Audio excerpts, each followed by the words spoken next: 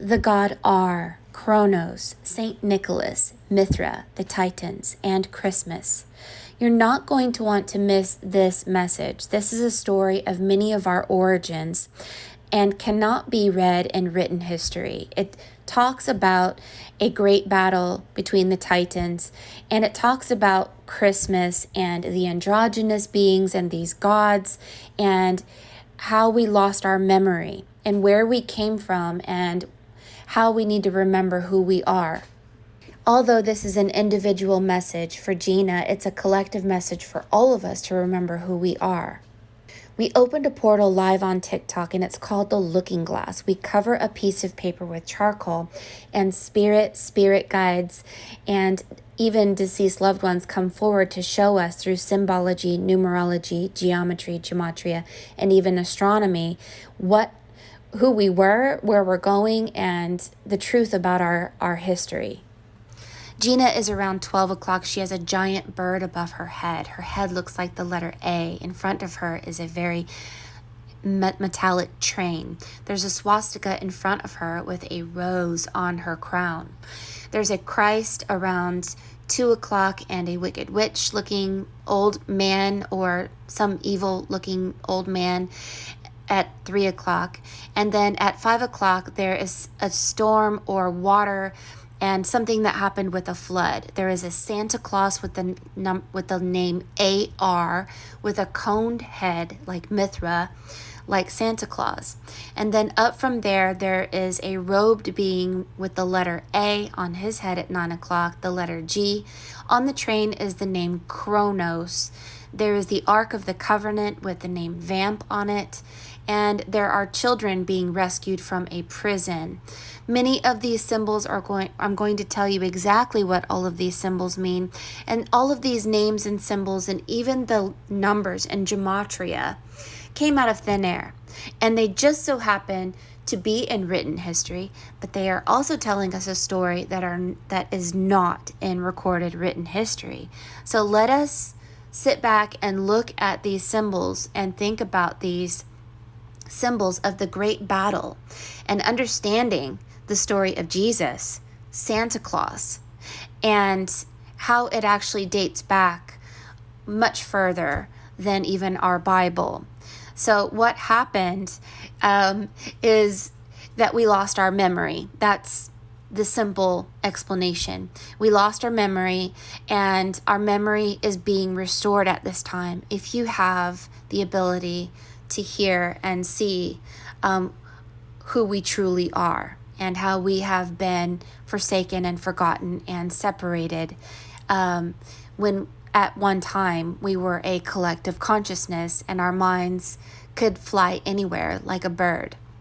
So the Christmas tree that we see there and the swastika and the bird above the head really are symbols of having an advanced telepathic mind at one time where we were everywhere and nowhere. We were everyone and no one, and we were everything. And we were sent to a place where we were completely stripped of our memory. And so this was the second piece that we did for Gina, and this reflects the bird, the nymph, the elf of Christmas that really was a gift that we once had.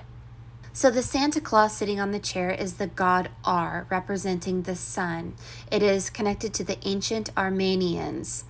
It is the Egyptian Ra, the most powerful god. And these are the symbols associated with the god Ar and the Armenians. It goes back to a Zoroastrian energy. And these coned heads and these flying beings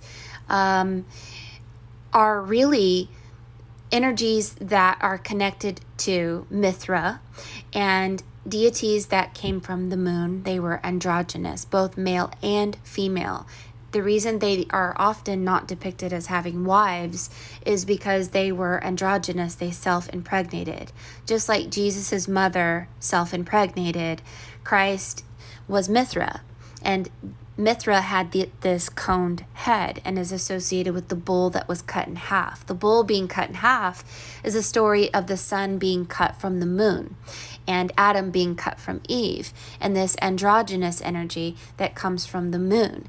So this coned head of, and here is Mithra here cutting the bull in half, is Christ. And Mithra was born of a virgin and was baptized and died and resurrected, and the date of December 25th goes back to these coned-headed beings, this androgynous being. And here's the bird that was above Gina's head, and it was a story about losing our memory and the water and the flood, and all of these things are starting to come about that predates even our Christian religion.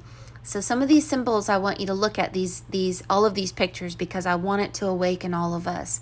Notice this queen, she has the rose, the swastika. This is all coming forward in the art. Even this light language that I thought I saw comes back to this time. So the Ararat is mentioned as early as 6000 BC in the Sumerian epoch poem of Gilgamesh as the land of the mountains where the gods live.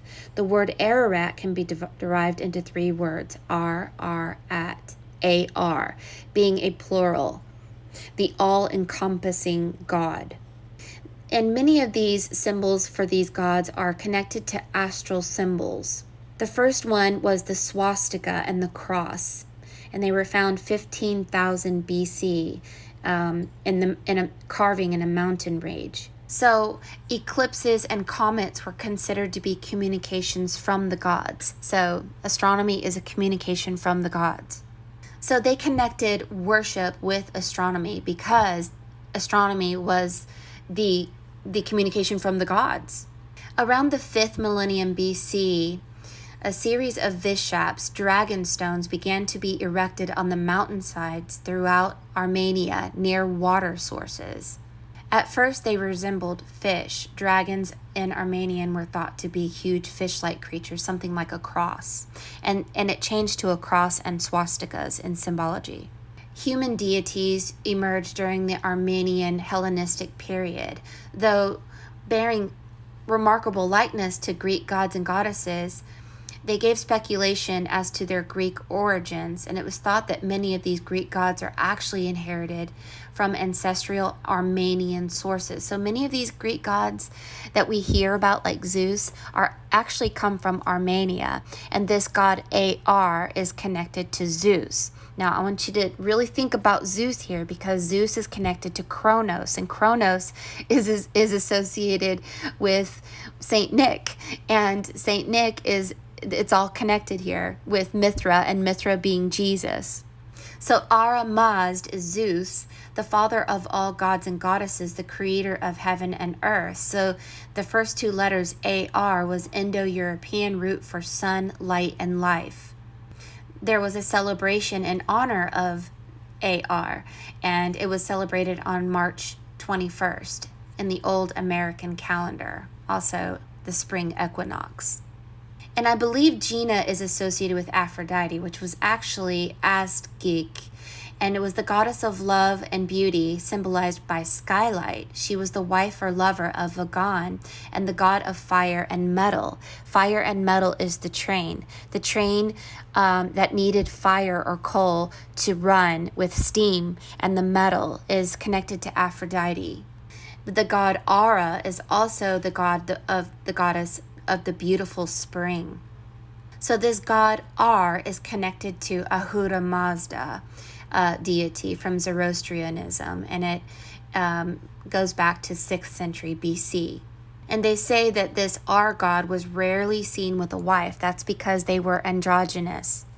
Now the letter G seen around 10 o'clock is connected to Gaia, Gaea. And Gaia created a sickle from the strongest metal like the choo-choo train, like the train. And there was a battle with the Titans and Kronos. I don't know much about this, so you guys really need to research Kronos and this battle. This battle created blood that spilled across the earth, and then created a flood and water, and then Aphrodite sprung up from that. Kronos became the new king and ruler of the universe. But Kronos began to eat children, and Zeus was saved. And in order to save Zeus, they had to send out these nymphs, like an elf, and these nymphs tricked Kronos. So if you hold on tight, this is going to go back to Saint Nick and Christmas. So Nicholas was persecuted, even tortured for his Christian beliefs, and eventually thrown into jail. When Constantine converted to the Christian faith, he released the imprisoned Christians, and after his death, he was honored by the Greeks and Romans at the annual feast on December 6th. On the eve of the feast day, December 5th, they would give gifts secretly to each other because Nicholas secretly bestowed the dowry of 3 daughters of a poor citizen. He did so in order that they could obtain a decent marriage partner and not be given over to a house of prostitution by the father. Now, stick with me because it's going to begin to make sense about who is Santa and why we celebrate on December 25th and this Christmas and these ancient gods. To embrace the sympathies of everyone, the Romans moved the date to from December 6th to December 25th, which was the birthday and thus the feast and festival of Mithra, okay? The religion of Mithra and the newer Jesus religion had much in common. Both gods were born of a virgin. Both died and rose again after 3 days. Both had a sacred foundation stone. Mithra and Petra, and Jesus had Peter. The religions of Mithra and Jesus had become competitive, and so that this was a way to bring them together. The celebration of Sol, the sun, was the victory of the coming forth of Saturn on December 25th, had been already the Mithra feast, and so had the traditions of Apollo and Helios. So all these beliefs had much in common. They were just different versions of the same celestial events. All these gods, including Jesus, were pictured on mosaics being surrounded by a ring with the 12 constellations of the zodiac on them. Mithra had 12 satellites. Jesus had 12 disciples. Mithra is depicted as the sun disk drawn by a white horse, as was Jesus, and who, according to the book of Revelation, is supposed to return on a white horse. This was Saturn being surrounded by 12 visible moons. The original festival of Saturnalia, celebrating the birth of Saturn, was also December 25th. The Greek version was Kronos, Saturn. So Kronos is Saturn, and that took place on the same date. So Saturn was Saturday, the 7th day, the holy day, and no work was to be done because Saturn rested after his birth and creation. In the book of Exodus, a person was stoned to death because he was picking up sticks on the Sabbath, which is the day of rest for Elohim, which is Saturn. So the festivals or birthdays of Saint Nicholas, Saturn, Kronos, Mithra, Jesus, Apollo, Helios, and Sol, Invictus have been amalgamated. But what really was this birthday? Jesus is known not to have been born on this date, and this birth date for him was not celebrated until 354 AD. But we know that this all goes back to Armenia, and Armenia is connected with Mithra. The tradition of a former polar god or polar sun has been chronicled by many, and the recognition that this former polar sun was Saturn has also been demonstrated. So we wonder what possible relationships Saturn could have with the North Pole. The traditions of the immovable Saturn as the North Star positioned in the northern sky has something to do with it. Early traditions of Christmas has Saturn as the old man at the North Pole bringing sprigs of evergreen to children. So the tree of life and the evergreen sprig was actually a plasma discharge. It was a brilliant white light that was called the Milky Way.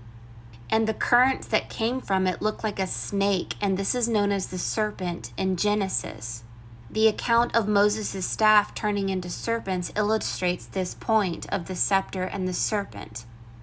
But although I see that this may be true, I also see it as a correlation of our memories being erased. So there were concentrated areas of energy called plasmoids. This was the original Christmas tree. The Old Testament and elsewhere, they were depicted as angels or departed souls coming and going on a ladder to heaven. This is the Christmas tree, the blazing star, and the Jacob's ladder. So Saturn and Santa was depicted as having a long flowing white beard, which is also reminiscent of the white plasma discharge. Red and purple is associated with Saturn, which is why Santa Claus wears red. Saturn casts a red glow and is responsible for the purple dawn of creation. This is the reason for the red color of royalty that the kings often wore. They also wore the crown of Venus, who along with Mars was positioned in front of Saturn, making the Holy Trinity. Mars, the son of God, who periodically come down through the northern axis to save the world. He is the one who drove his father's chariot, which was depicted as a sleigh in northern regions. He is frequently pictured riding his flying steeds or flying dragons or flying reindeer, depending on the location of the people describing it. And the Maya believed that there were many creations. So what we're being told here is what the Bible says, and what we hear in written history really just goes back to the stars. But I would have to add to this and say the stars are also within our body. We're all connected. The book of Ezekiel appears to Ezekiel from the north, and that is why Saturn gods such as Mithra, Helios, and Apollo are pictured in ancient mosaics with constellations. The constellations of the zodiac were originally the positions or groupings of Saturn's 62 or more moons. Saturn is the star on top of the Christmas tree and is the original Santa Claus, and the god whose birthday is December 25th, supposedly. But I want to talk about what Spirit is showing us outside of written history. Now that we know about these connections, and now that we know about Kronos and the god R, and all of these swastika and rose and metal and fire and astronomy, I want to talk about it from what Spirit is telling us in the now time, not from yesterday. We're going to begin reading your piece at 11 o'clock. So there's a prison, and there are children who have lost their memory. The woman's hand is covering a baby's third eye. We have turned ourselves into infants spiritually because we have no idea who we are or where we came from. And so you are an energy that saves young souls from forgetting, eternal forgetfulness. And the 4 wheels of the train reflect 4 planets that are in alignment. It also reflects the 4th heart chakra, and it also reflects an ascension and an awakening.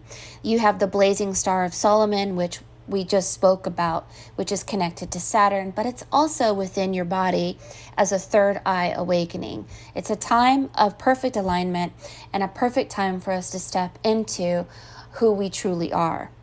Now, if you look right below the swastika, there's a doorway in someone's head, and out of the doorway comes a consciousness that can fly and can go inside other people's heads, inside the mind of plants, animals, anywhere and anything. This was our original gift and ability, and we were cut from it.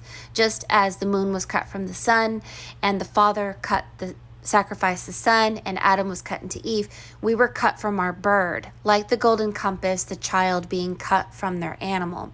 And this means that we were cut from our truth, and this truth rendered us powerless, and we became slaves, and we're just infants as far as having any knowledge. So it seems to be some sort of flood which took away our memory, which makes sense. If you are 75% water or more, you can communicate with anything that has water in it. And since everything does have water in it, you have the ability to communicate. But it seems as if this goddess has the ability to communicate with stone and even metal and fire. And so the ability to communicate with metal and fire tells us that there is something within her that is not within many of us who don't have the ability to communicate with metal or fire. So this is an extra, almost like a alien DNA, or a DNA that most of us don't have, a memory that most of us do not have. The god that is under the train with the beard has the letter M-A. This is Mithra, and Mithra is Christ. There is no difference. And Christ was androgynous. Mithra was androgynous, both male and female. The god of the moon was named Sin, and the Sumerians say that the ones with the 6 fingers and 6 toes, which is the number 12, were the androgynous ones. They self-impregnated. They had 2 souls. They were like vampires in the sense that they say, drink my blood and you'll live forever. And so that's what Jesus said. The numbers in gematria reflect the living water. Remember who you are. Christmas presents, the Christmas tree. Getting rid of all souls that attack me. We are getting rid of all things that are false through this Venus project, the Venus project of water and awakening. Ponder who you are. This is the number that's on the train, 1933. We are the light. This is on the letter G. So this is that Gaia energy, the Queen of Heaven, 1248 on the letter G. The elite will fall. This is the Titans or Chronos. Jesus and Sophia. Jesus and Sophia reflects that Jesus was Sophia and Sophia was Jesus. Androgynous. Divine DNA. Having a memory that some of us do not have. We have been deceived by societies who rule this world. We are being tricked because the world is a polarized trick. That's why we have to go through the eye of the needle. Train your mind for holy discernment. We have to remember who we are. Why won't they just admit what's going on with Yellowstone? There may be something about Yellowstone, I don't know. This is about the androgyny, having both genders. This is another affirmation about this. Now, this is your piece as the nymph and the elf that is associated with Christmas. This is the Tinkerbell. This is the energy that is your astral bird self that flies out and can save humanity and children by using your astral dreaming ability. And you have this ability. Now you have a snake above your head, and they say that it has something to do with your pineal gland, but I disagree. It's really that you have a bird above you that has been cut from you, and you can get it back like Maleficent getting your wings. It's the ability to become anyone. You can go and see through anyone's mind, an animal, a person, a human, a god, and even the stars. You have this ability to become anyone if we step into that power and that awakening and have faith that it existed and it can exist again within us. So this piece also speaks again of the number 4, the 4 wings, and the 4 wings and the peacock. The peacock is the pineal gland and that snake energy. And there's a contract. You're holding a contract and you're showing there's been a new contract, a new covenant. And this is a new era. We are moving into the age of Aquarius. No longer are we under the power of those that have put us under mind control. And maybe it wasn't people, maybe it was planetary alignment. But regardless, the planets have shifted and changed, and we are now able to get our wings back and become half bird, half man, and be this energy and regain our memory again of our original self, which was a self that had the ability to be connected to everyone and everything. And I think that we have to become spiritually safe to do this. We have to forgive. We have to let go of all that is false. We have to go through the eye of the needle. We have to not shame and blame where we came from. We have to forgive it completely. Just don't look back. Don't look behind you. Fly like a bird. Don't sit down. Here you're sitting. Stand up. Fly. Fly away from this false reality and go back to your truth. Your truth is that you have a power, and this power has been forgotten. And what hurt you? E equals MC squared. Gravity. The flood. The flood did something to our memory. And so coming back to memory is what we're being told that we have the ability to do now. And to go back to our power is what we're going to do now. But it will require that you become holy in the sense that you follow life and not death through thought, emotion, belief, your food, everything, everyone you're around, everything that you do.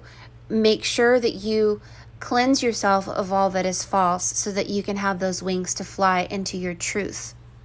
The 1111 on your thumb reflects a number 11 on its side. We were dead. And then the number 11 standing up is we came back to life. We're coming back to life. So XOXO, the tic-tac-toe. And here we are on TikTok. Tic-tac-toe. I want you to study the vamp and the little white bird. There's a story about the little white bird that's connected to the word vamp. Now, it could be vampire, drinking the blood and living forever, but let's just focus on that word vamp. Although your physical job in this reality is to help people, it's more important for you at this time to remember who you are. And so do a lot of studying. I don't care if it takes 5 years. Study all of this and really dig into it to remember who you are. It's important for some reason. Isn't it funny that our heads are not elongated anymore, as if our heads have been cut off? If we were originally the long-headed, elongated heads, then maybe we would remember, but we don't. We've been cut. And so this cutting is so much like Maleficent and the Golden Compass. We just have to go through that eye of the needle, go through that marriage and that rebirth, and we will reunite that which had been forsaken and lost. So isn't it a wonderful time? The awakening, we are coming back to life. Where we were dying before, we're actually coming back to life. Woohoo! If you have anything to add to all of this information, please comment, like, and subscribe. And we are all awakening. So I may not be correct in what I revealed, but this awakening, we can work on this together. Thank you so much, Gina, for what you have to teach us individually and collectively.